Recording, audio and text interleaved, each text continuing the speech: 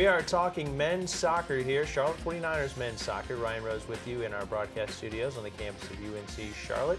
That's Jeremy Gunn. He's the head coach. Welcome back, Coach. Good to have you in here, and great to see that another great year lies ahead of you guys. That's the plan. Should be fun. We've got a senior, the only senior on the team. Andres Cuero is here, and Chuck Rodriquez, one of the juniors on the squad, has joined us as well. And one senior, you just got one guy you can really lean on right there. I know you'll have a bevy of captains and leaders, but here's your lone guy that's going to graduate this year. Talk about this kid a little bit. Well, Andres is the only player I have left from my first year. The rest of them up and left. They couldn't deal with me. So no, Andres and Tyler Duncan came in the same class.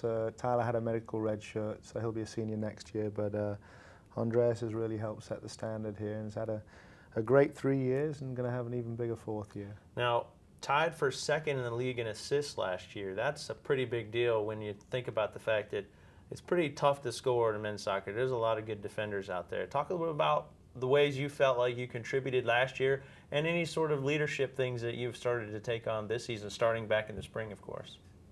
Yeah, well, I think my role on the team was a little bit different in that for myself, I kind of wanted to be the goal scorer, you know, be the guy who put the ball in the net every time. But I kind of figured out that throughout the season I needed to do more for the team, for the team to be more successful.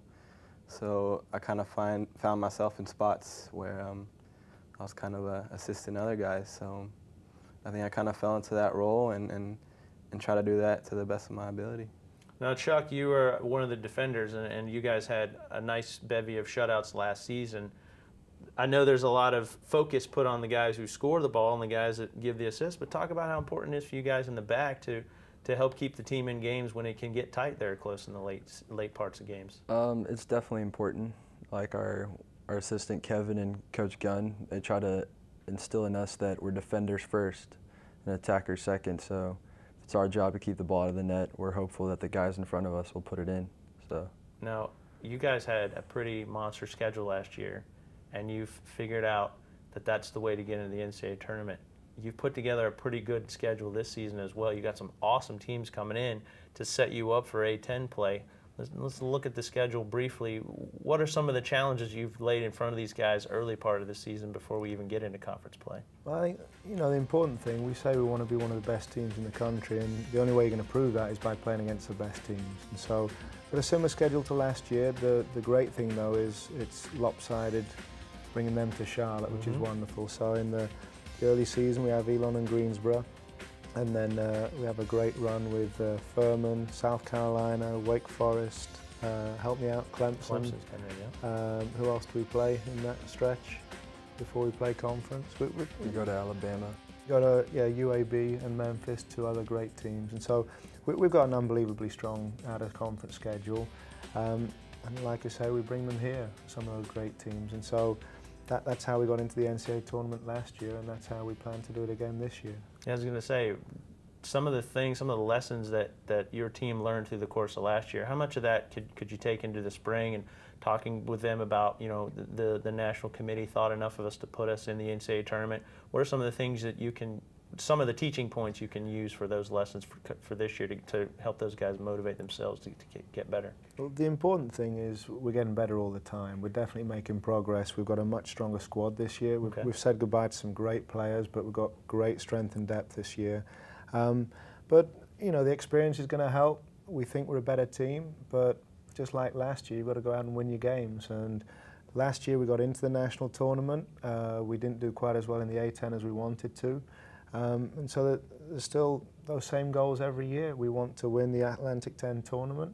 We want to get into the NCAA tournament, and ultimately we want to be winning lots of games in the tournament and trying to play for a national championship. And so probably the difference this year is because we've made some of those steps, expectations get a little bit higher, but the job doesn't change. And so players have to work hard and do what we've been doing well, and just hopefully just keep adding little parts to that. Now, when we get to tournament time, you guys aren't going to have to go out of town. It's going to be right here on campus. Is it important, Andreas, for your guys to be able to play, sleep in your own bed, so to speak, that weekend and play those matches here in Charlotte? Oh, absolutely. You know, we call our home Fort Charlotte. and we call it that for a reason because we don't let anybody come here and beat us. So I know my freshman year we went up to Dayton. It was freezing cold. Last year we went up to Rhode Island, same thing, freezing cold.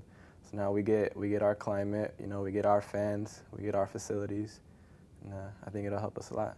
Chuck, familiar territory and a way to sort of use that advantage, use those fans and get those folks out there so that you guys can use some of that energy? I think the whole team's excited. We know we're going to be in the tournament. We're excited to play, and having the people from here, Charlotte people, behind us is definitely going to help. You have a weird conference schedule.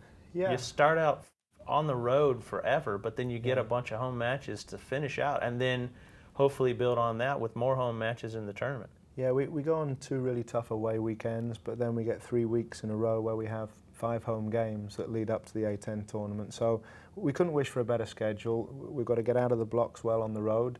And then the big thing about being at home as well, compared to last year, is we won't be spending all our hours on the road and flying and in buses. We'll be at home, being able to rest, being able to look forward to the games and get excited about them and just hopefully be a little bit fresher.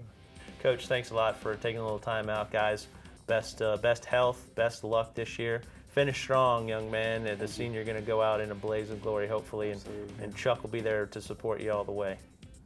Thank you. Thanks, guys. Thank you. Head coach Jeremy Gunn and our lone senior Andres Cuero and Chuck Rodriquez, a junior defender, part of the Charlotte 49ers men's soccer program. Looking for big things out of those guys. As we finish out this segment, we'll give you the home schedule. Once again, it's a fantastic schedule. You've got no excuse not to come out to Transamerica Field. They've got a brand new scoreboard out there and should be a lot of fun. And stick around for the tournament coming up in November. Thanks for joining us. We'll have more coming up.